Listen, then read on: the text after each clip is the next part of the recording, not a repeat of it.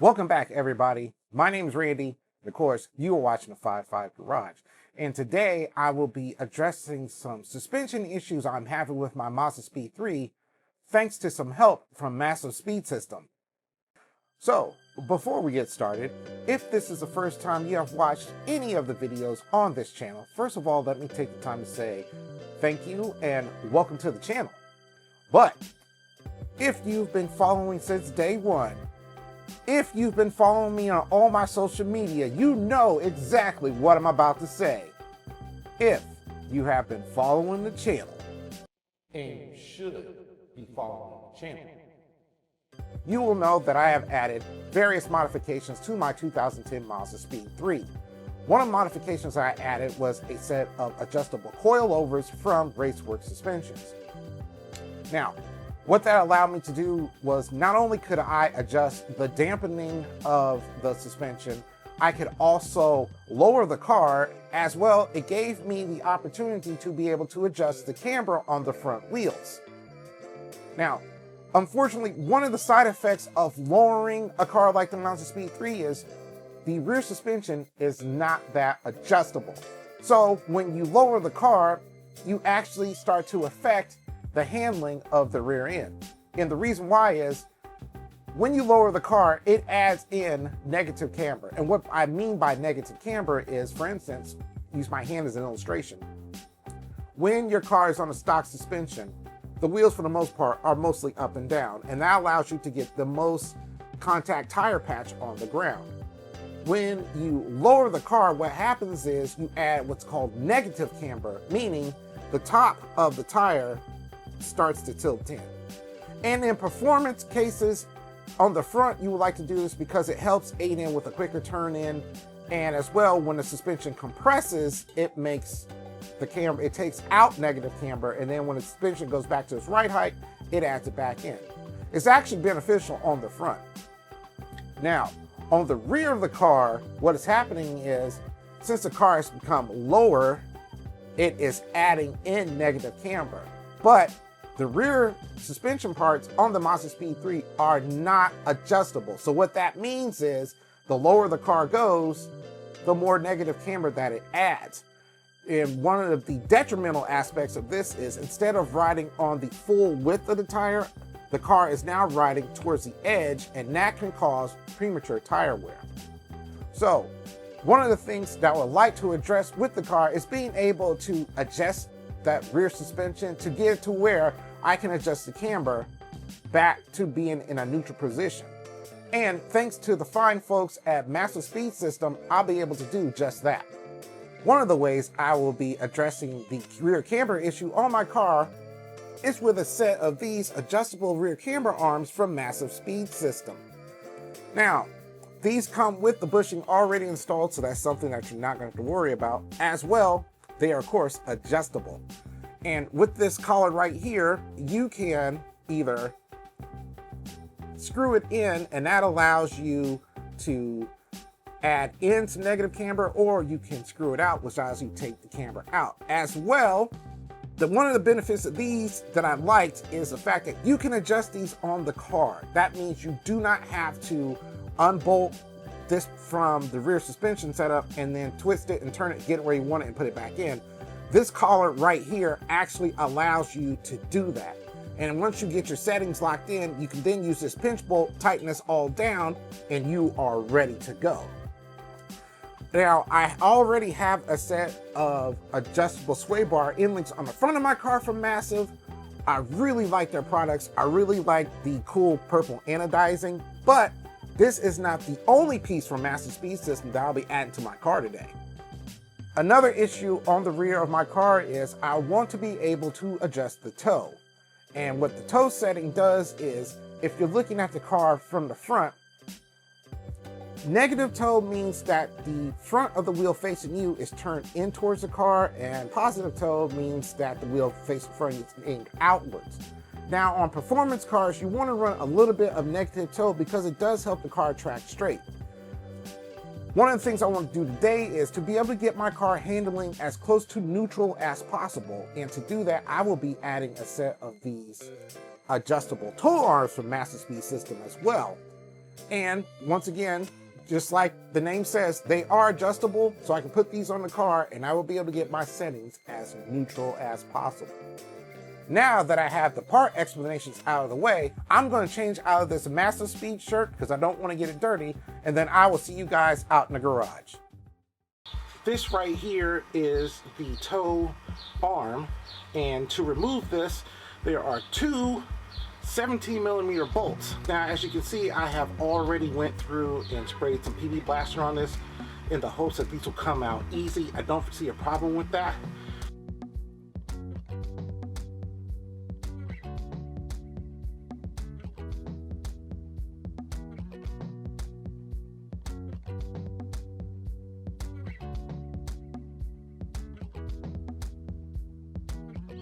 If you follow me on Instagram, and you should, you have already seen this shot, but I will walk you guys through it one more time. Now, these are the stock components from the car, and these are the parts from Mazdaspeed system. As you can see, these are basically just stamped steel parts, and they're quite thin. They're a little heavy, and I wish I had a scale out here so I could measure them. Maybe I'll do that at another time. And here are the pieces from Massive. These have these nice offset bushings to help take up the slack, since the rod end is going to be thinner than the stock unit. As well, these have nice solid bushings. They're already pre-greased. You really don't have to do anything, except you have to measure the distance between the two ends and then have them match up on the new Massive pieces. You want to get this as close as you can, so your car won't have any weird characteristics when you go to drive it to get an alignment, because after you do this, you are definitely going to need to get an alignment. So I went ahead and measured these, and the way you measure these is you measure them from the center to center between the two, and then you take those measurements, you come over here and you match them up the same. I use a tape measurer. It's not a very hard process, and you want to do it on both of these. And then once you get your measurements right, you want to go ahead and use a wrench. I use a big crescent wrench and lock these in so they don't move. And then over here you want to do the same. And then once you get your settings right on your camber arm, you're then going to use a 17mm socket, and this is the pinch bolt, and you're going to pinch that down so this don't move. And now both of these are prepared to be put on the car. And one of the things I like to do just to make sure I install these properly, because there is a difference. The passenger side car actually has machined indentations that will clear the shock that is on the car. This one's for the driver's side, and as you can see, it has this machine surface right here. I found when I installed them on the passenger side to make sure that the Massive logos are facing forward, and then that way you know you have them installed properly. Here we are back at the car, and I am going to install the camber arm first, just because that upper camber bolt is sometimes it's hard to line it up, and then it'll make it easier because I will get that one first and then I will do this side second. And that way, once I get this in the car and get everything lined up and kind of snug, it makes it easier to put the toe arm in, and it's just an easier process. I figured that out when I did the passenger side. And speaking of the passenger side, once I get this all in, I'm going to show you guys what you have to do differently on that side to install these arms on a Mazdaspeed 3. Alright, so you guys can see I got it in, and what I did was I put the bolt in my extension and then used my other hand to get it lined up, and now that bolt is started, and the next step I can work on is bolting this area in. And all you have to do is take those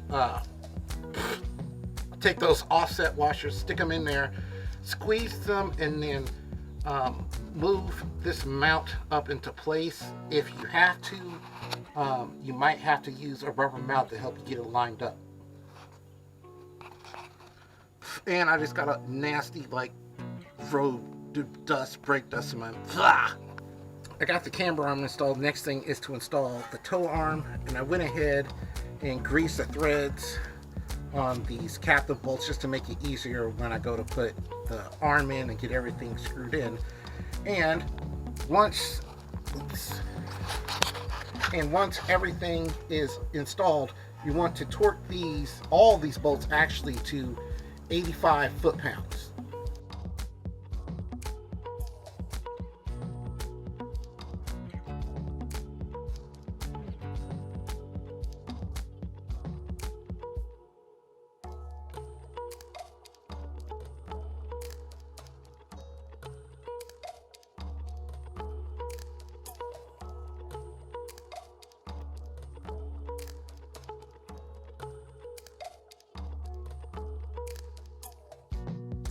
All right, everything's installed now, tightened down, and all of the bolts have been torqued down to 85 foot-pounds. Now all I have to do is put the wheel back on, tighten the lug nuts, torque those down when I get it on the ground. But first, I'm going to show you guys what you need to do differently on the passenger side compared to the driver's side of the car. So here we are on the passenger side of the car. Here is our upper camber arm right here. Now the difference between this side and a driver's side is this cover right here. And don't don't do like I did and try to clearance it to try to get enough room to get that upper bolt out, because it's in the way. And you can, when you take out the factory camber arm, it is thin enough to where you can twist it to get it out and get the bolt out. But to put these in, you can't do that. And so I thought I would be smart and try to clearance and knock that out of the way.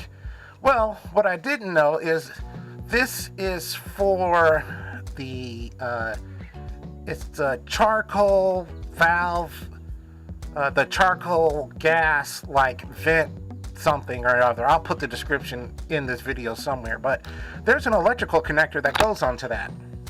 And well, what I didn't know is when I was clearancing things, I broke that connector. So eventually I'm going to have to drop the subframe. I was going to drop it anyway, but what I did find out is there is a 10mm bolt on the other side of this this cover that you can loosen enough to where you can push it out of the way and then have enough room to be able to get the upper bolt out so you can install the camber arms.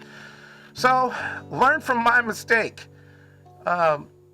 Run your hand up here and feel for that bolt, and you can get it loose and move that cover out of the way so you don't have to end up dropping your subframe to fix it. But like, it just goes to show that even I make mistakes, and I mean, they happen. So take your time and try to research the process as much as possible. I have seen nowhere where anybody has done this and they've talked about the 10mm bolt that it's on the other side that you can loosen. So just learn from my mistake. Alright, now that that is done, I went ahead, double checked my torque settings, went ahead, put the wheels back on the car, and torqued my lug nuts. And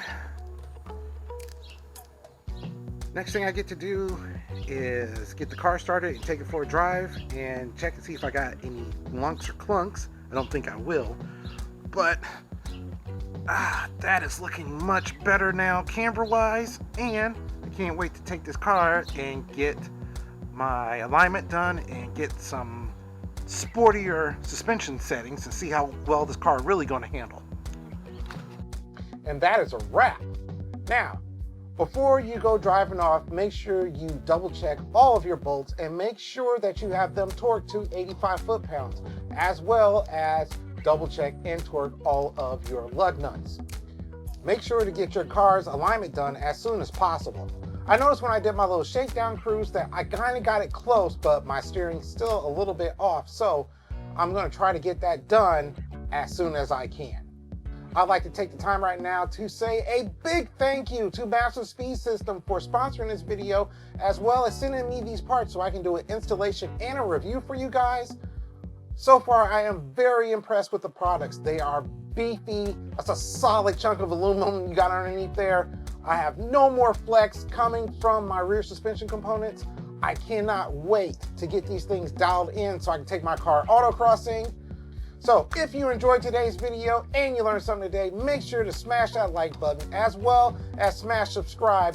It really helps me out with the YouTube algorithm and makes it to where my videos can be put in front of more people so they can find my content. With that all said and done, and as much fun as that install was, I need to start planning the next project on this channel. And I know you guys are going to be very interested to see what's coming. So I'm going to get started on that. I hope you are all having a good day out there, and I will see you guys on the next one.